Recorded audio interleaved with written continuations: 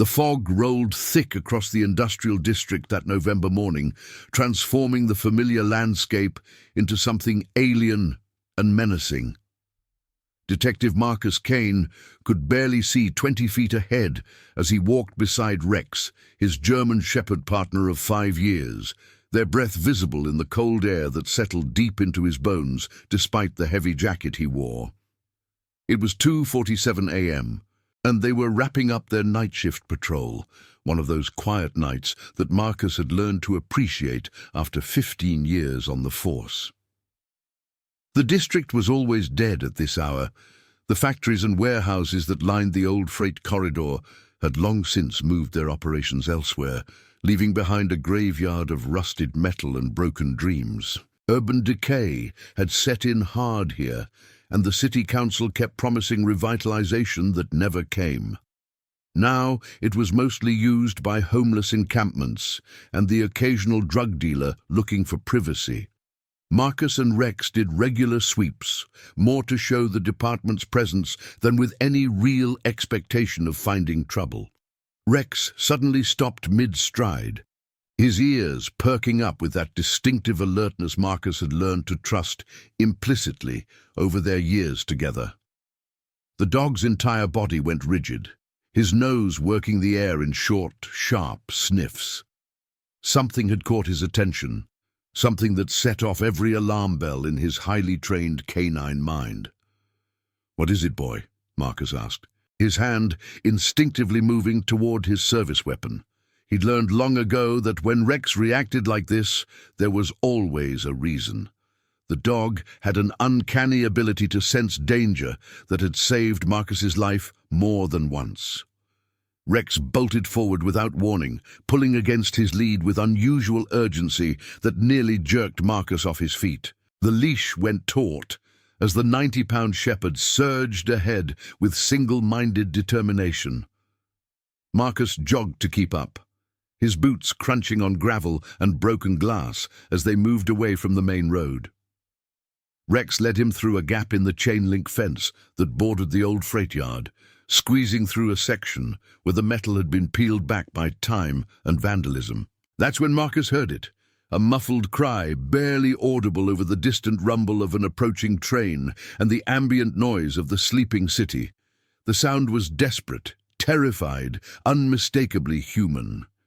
His pulse quickened as training and instinct kicked in simultaneously. Rex was already at the railroad tracks that cut through the center of the yard, barking frantically at something in the darkness, his bark echoing off the surrounding warehouses. Marcus's flashlight beam cut through the fog like a sword, and when it landed on what Rex had found, his blood ran cold. Time seemed to slow down as his brain processed the impossible scene before him. A woman lay bound to the railroad tracks, her wrists and ankles tied with what looked like professional-grade rope.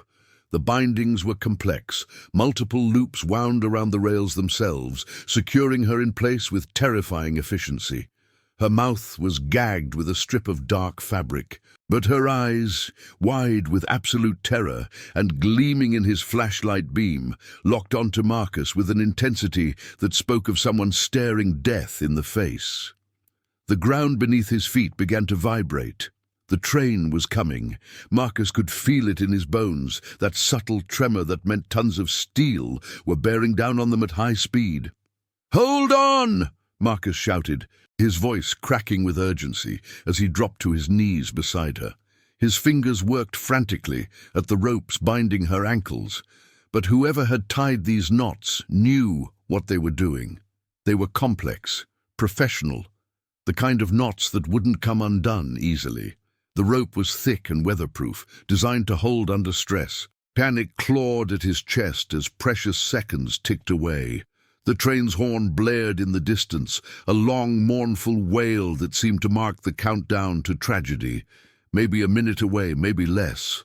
The engineer wouldn't see them in time, not through this fog, not at the speed freight trains traveled through this section. Rex continued barking continuously, as if trying to warn the approaching locomotive, his voice mixing with the woman's muffled screams. Marcus abandoned the knots and pulled out his knife, a tactical folding blade he'd carried since his Marine Corps days. His hands shook, from adrenaline, from cold, from the raw fear of what would happen if he failed, as he began sawing through the thick rope binding her ankles. The blade was sharp, but the rope was designed to resist cutting. Fibers parted slowly, too slowly. The vibration intensified, rattling his teeth. 30 seconds, maybe less. He could see the train's headlight now, appearing through the fog like a malevolent eye, growing larger with each passing heartbeat. The woman's muffled screams grew more frantic, her body thrashing against the restraints in pure animal terror. 20 seconds. Marcus sawed harder, ignoring the burning in his forearm muscles. The rope around her ankles finally gave way with a snap that he felt more than heard. He moved immediately to her wrists, but the configuration was worse here. The rope was wound multiple times around the rail itself, looped through her bound wrists in a way that would take precious seconds to cut through. 10 seconds. The train's headlight was blinding now, the horn blaring continuously. Marcus could make out the massive locomotive bearing down on them, a wall of steel and momentum that couldn't stop, even if the engineer saw them and tried. The displaced air pressure was already hitting him, a warning of the devastating force about to arrive. He sawed frantically, sweat dripping into his eyes despite the cold. The woman had stopped screaming, her eyes squeezed shut, waiting for the end. 5 seconds, 4. The final strand of rope gave way. Marcus grabbed her under the arms and threw all his weight backward, rolling them both off the tracks in a desperate tumble, just as the freight train thundered past, missing them by what felt like inches. The force of the displaced air tore at their clothes. The sound was deafening, a wall of noise that seemed to shake the entire world. Marcus held the woman tight as they rolled across the gravel, Rex barking and dancing around them, checking to make sure his partner was okay.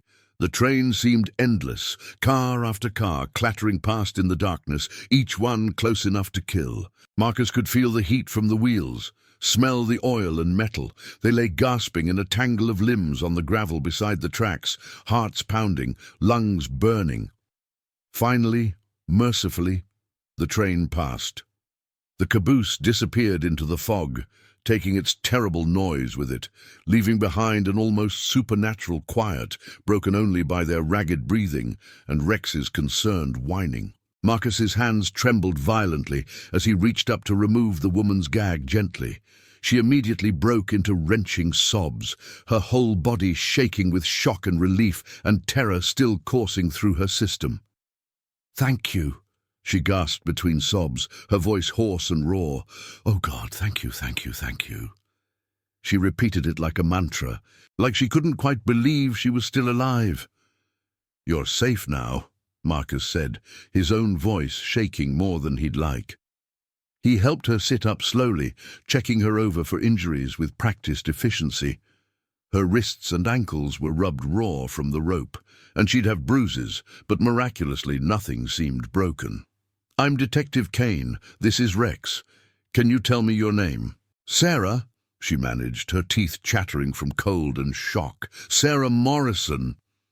She looked up at him with haunted eyes, and what she said next made Marcus's stomach drop. "Please, you have to protect me. Vincent Moretti did this. He's going to kill me if he finds out I'm still alive." Marcus felt like he'd been punched in the gut. Vincent Moretti, the name every cop in the city knew but could never touch, the ghost who ran half the organized crime on the eastern seaboard. They'd been trying to pin something, anything on him for 15 years, but he was too smart, too careful, always 3 steps ahead. Witnesses disappeared, evidence vanished, lawyers appeared out of nowhere with airtight alibis. "Moretti did this to you personally?" Marcus asked carefully, already pulling out his phone to call for backup and an ambulance. "You're certain it was him?" "I saw his face," Sarah said, her voice steadier now but still trembling. "I was working as a waitress at his club, the Velvet Room downtown. 2 nights ago I was cleaning the private rooms after closing, and I saw something I shouldn't have. A meeting, money changing hands. I heard them talking about shipments, about bribing someone called the captain. She shuddered. Moretti caught me in the hallway afterward. He knew I'd heard. He said he'd take care of it personally. What happened then? Marcus pressed gently, his mind racing as he dialed dispatch. He had his men grab me. They took me to some warehouse, kept me there for 2 days. I thought... Her voice broke. I thought they'd just shoot me and dump my body in the harbor. But tonight Moretti came himself. He brought me here. He tied me to these tracks with his own hands. Her eyes filled with tears again. He told me I'd die, knowing exactly who killed me and why. He said it would look like an accident, a homeless person who fell asleep on the tracks. He said no one would care enough to investigate. As Marcus relayed their location and situation to dispatch, his mind was working through the implications. This was huge, potentially the break they'd been waiting for. A witness who could place Moretti at the scene of an attempted murder, who could testify about what she'd overheard. But something felt wrong, a nagging doubt in the back of his mind that he couldn't quite articulate. Moretti had built his empire on being careful, on never leaving witnesses, on never exposing himself personally. In 20 years of running his criminal organization, he'd never made a mistake this obvious, this sloppy. Why would he personally tie someone to train tracks? Why tell her his name and his plan? It didn't fit the profile. Rex sat alert beside them, still scanning the darkness with his ears up, growling softly at something Marcus couldn't see or hear. The dog's instincts were telling him something was still wrong, and Marcus had learned to trust those instincts. "Backup's on the way," Marcus said, putting his phone away. "Can you walk? I need to get you somewhere warmer while we wait." Sarah nodded, and Marcus helped her to her feet. She swayed slightly, and he steadied her. As they walked slowly toward the gap in the fence, Marcus couldn't shake the feeling that they were being watched. He kept scanning the darkness, his hand near his weapon, but the fog made it impossible to see more than a few yards in any direction. They had just reached Marcus's patrol car when the first squad cars arrived, sirens wailing and lights cutting through the fog. Within minutes, the abandoned freight yard was transformed into a crime scene, with uniformed officers securing the perimeter and crime scene technicians photographing the railroad tracks and collecting the cut ropes. Captain Reynolds arrived shortly after, his expensive sedan out of place among the patrol cars. He emerged looking fresh and alert, despite the hour, his silver hair perfectly styled, his suit immaculate. Marcus had always found it odd how Reynolds managed to look so put together no matter what time of day he was called out. "Kane," Reynolds said, striding over to where Marcus stood with Sarah, who was now wrapped in the emergency blanket and being checked by paramedics. "Fill me in." Marcus gave him a concise summary of the events, watching Reynolds' face carefully. The captain's expression remained neutral, professional, but Marcus thought he saw something flicker in his eyes when Moretti's name was mentioned. Surprise, concern. It was gone too quickly to identify. "Outstanding work."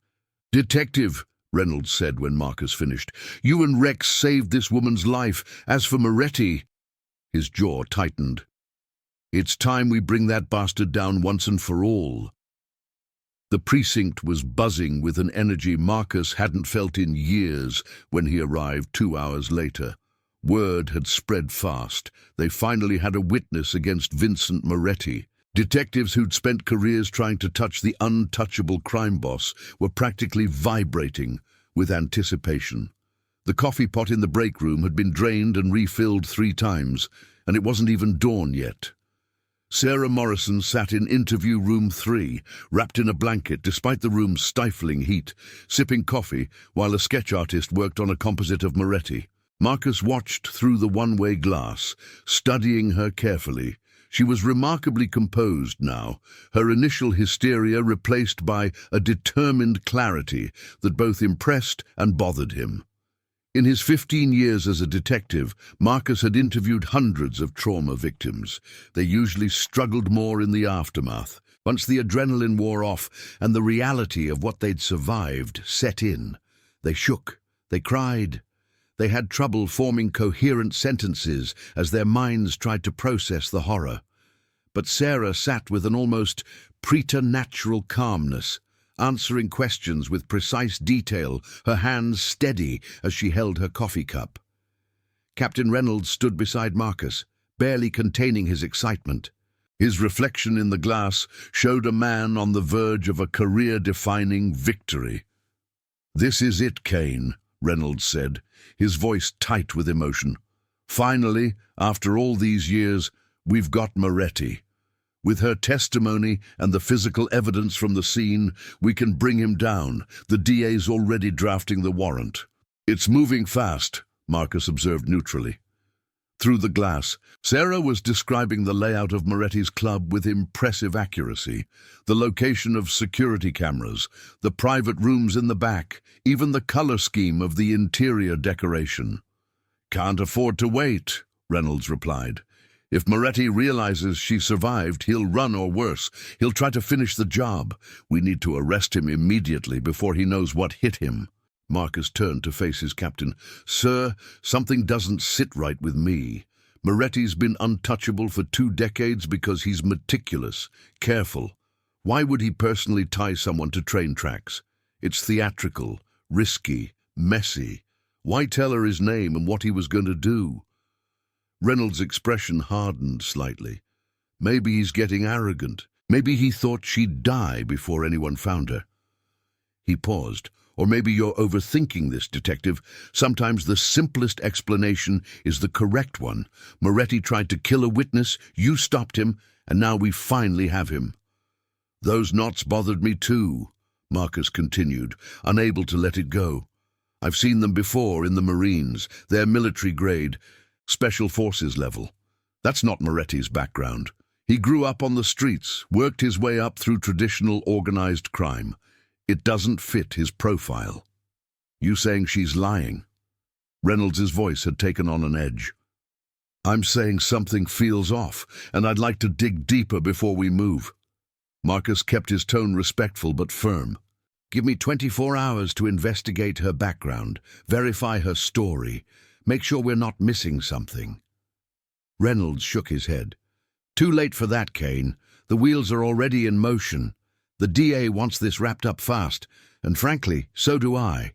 We've been trying to get Moretti for 15 years. I'm not letting this opportunity slip through our fingers because you have a gut feeling." "Did He walked away before Marcus could respond, heading toward his office where the assistant district attorney was waiting. Marcus stood alone at the window, watching Sarah Morrison give her statement, and couldn't shake the feeling that they were all walking into something they didn't understand. Rex, who'd been lying beneath Marcus's desk, padded over and sat beside him, leaning against his leg. The dog's eyes followed Sarah through the glass, with what Marcus could only describe as suspicion. Dogs had good instincts about people, better than humans in many ways, and Rex clearly didn't trust this woman. Marcus returned to his desk and pulled up Sarah Morrison's background on his computer, going deeper than the initial check they'd run at the scene. On paper, she looked clean. 26 years old, originally from Seattle, moved to the city 3 years ago. She'd worked at several restaurants and clubs, including 6 months at a legitimate establishment before taking the job at Moretti's Velvet Room 8 months ago. No criminal record, no red flags. Her social media presence was minimal but normal. Occasional photos with co-workers, complaints about the weather, pictures of food. But Marcus had learned to look beyond the surface.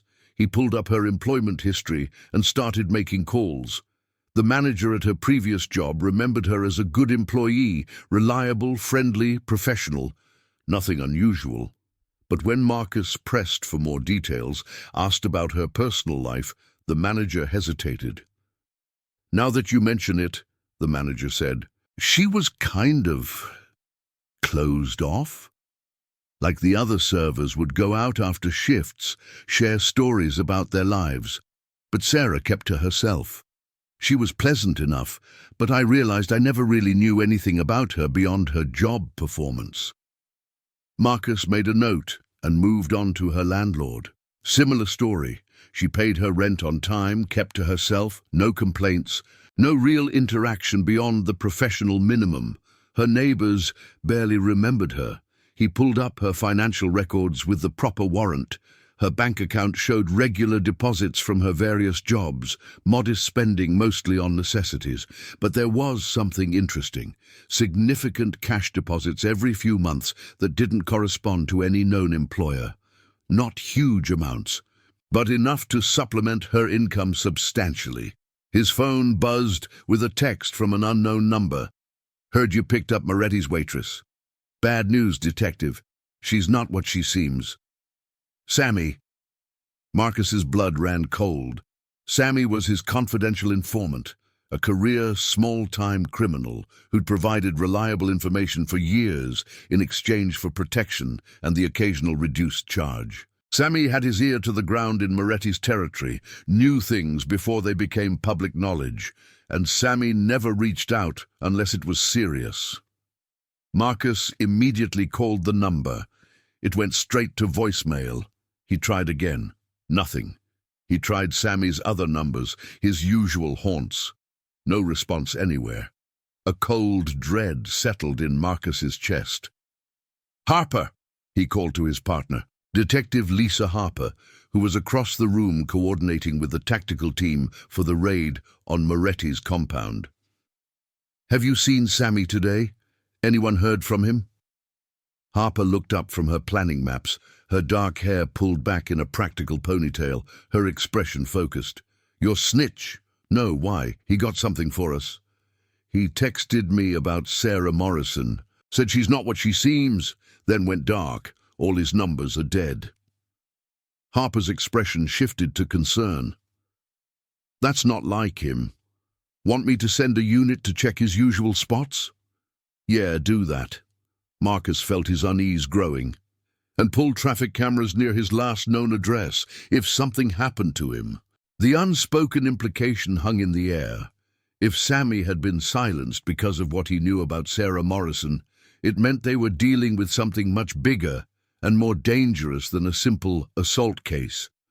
Marcus turned back to his computer and pulled up the surveillance footage from the train yard, watching the recording from the cameras mounted on nearby warehouses. The footage was grainy, and the fog didn't help, but it was clear enough.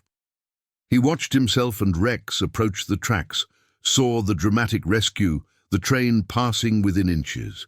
He rewound and watched again and again, studying every frame with the obsessive attention to detail that had made him a good detective. There, he paused the video at the moment just before he arrived on scene. In the far corner of the frame, barely visible through the fog and darkness, was a figure standing on a concrete pylon about 50 yards away, watching. The person was tall, wearing a long coat, face completely obscured by the fog and the low camera angle.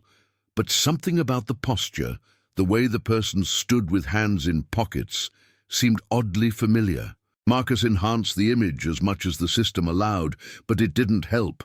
The figure remained a shadow, a ghost.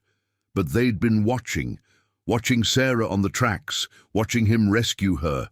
Why watch if the plan was for her to die? Unless her survival was part of the plan all along. The thought hit him like a freight train. What if this wasn't an attempted murder that was interrupted? What if it was theater, designed to look like an attempted murder, with him and Rex as unwitting actors in someone else's script? But why? What would be the purpose? Rex suddenly stood, hackles raised, a low growl rumbling in his chest. Marcus's hand instinctively moved to his service weapon as he turned to see what had triggered his partner's defensive response.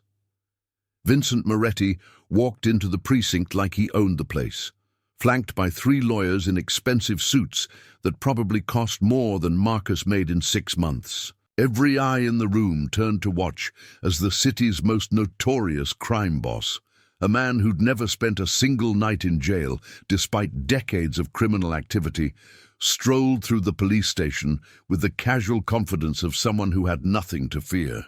Moretti was in his early 60s, but looked a decade younger, his silver hair impeccably styled, his tailored suit fitting perfectly on his still athletic frame. He moved with the grace of someone comfortable with power, someone who'd never had to answer to anyone. His dark eyes swept the room, taking in every detail until they landed on Marcus. "Detective Kane," Moretti said, his voice smooth as silk with just a hint of the streets underneath. "I heard you were looking for me. I thought I'd save you the trouble of a dramatic raid."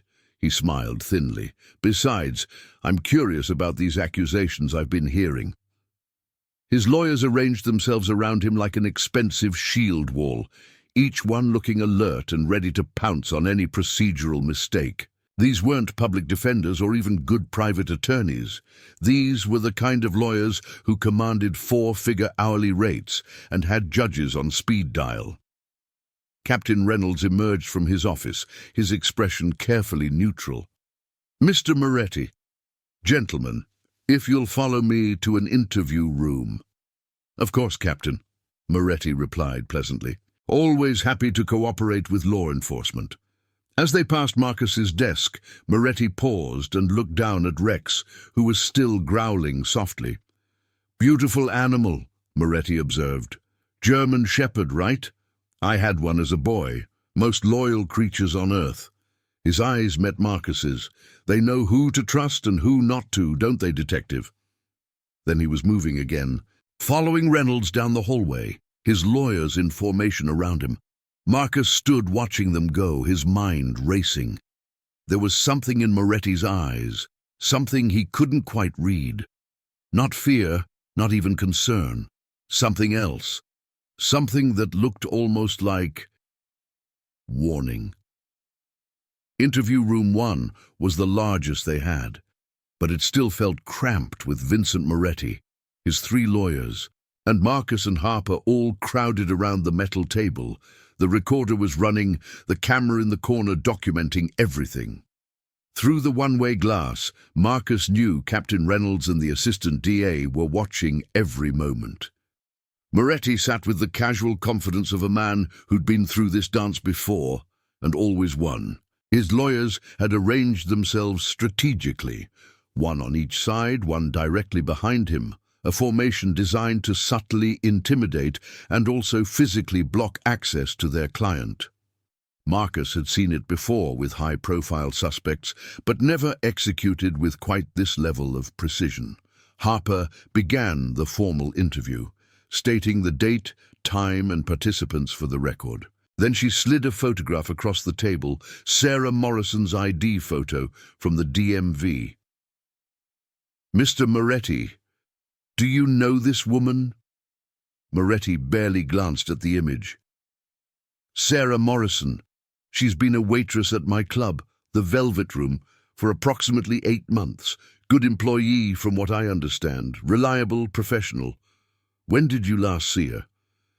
3 days ago, briefly. When I stopped by the club to check on operations. She was working her shift. We didn't interact directly." "Where were you last night between midnight and 3 a.m.? Harper continued, her voice professionally neutral. "At home, in bed with my wife of 35 years.